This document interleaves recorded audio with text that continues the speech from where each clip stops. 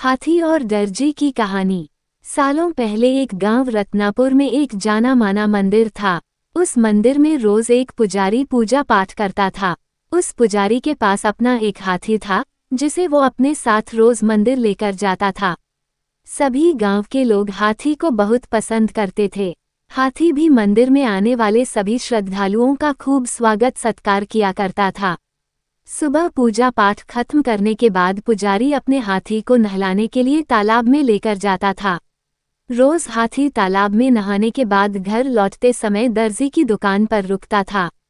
दर्जी भी रोज हाथी को प्यार से एक केला खाने को देता। हाथी केला खाने के बाद अपनी सूंड से दर्जी को नमस्ते करके पुजारी के साथ घर चला जाता था। ये सब हाथी और पुजारी की रोजमर्रा की जिंदगी का एक हिस्सा था। एक दिन हाथी जब दर्जी की दुकान पर केला खाने के लिए रुका, तो दर्जी को शरारत करने का दिल हुआ। उसने हाथी को केला देने के बाद अपने हाथ में सुई रख ली। जैसे ही हाथी ने उसे नमस्ते किया, दर्जी ने उसकी सूंड पर सुई चुभा दी। सुई चुभते ही हाथी जोर से चिंघाड़ते हुए करहाने लगा। दर्जी ने हाथी के दर्द का खूब मजाक उड़ाया और जोर जोर से हंसने लगा। पुजारी को पता नहीं चला कि क्या हुआ। वो हाथी को सहलाते हुए अपने घर लेकर चला गया। अगले दिन फिर पुजारी और हाथी तालाब से लौटकर आ रहे थे। पुजारी कुछ दूर रुककर लोगों से बात करने लगा। हाथी रोज की तरह दर्जी की दुकान पर रुक गया। आज हाथी ने अपने सूंड में कीचड़ भर लिया था। दर्जी अपनी दुकान में बैठकर कपड़ों की सिलाई कर रहा था।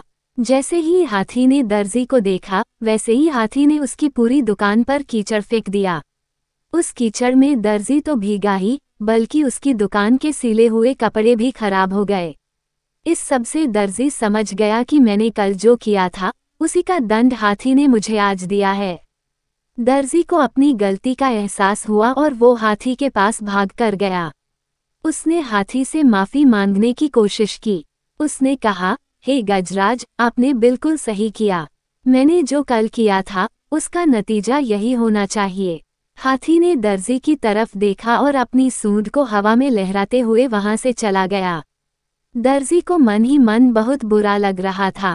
उसने अपने मजाक मस्ती के चक्कर में एक अच्छा दोस्त हाथी खो दिया था।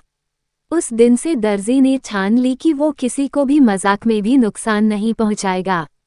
कहानी से सीख। दर्जी और हाथी की कहानी से यह सीख मिलती है कि किसी के साथ भी बुरा व्यवहार नहीं करना चाहिए, मजाक में भी नहीं।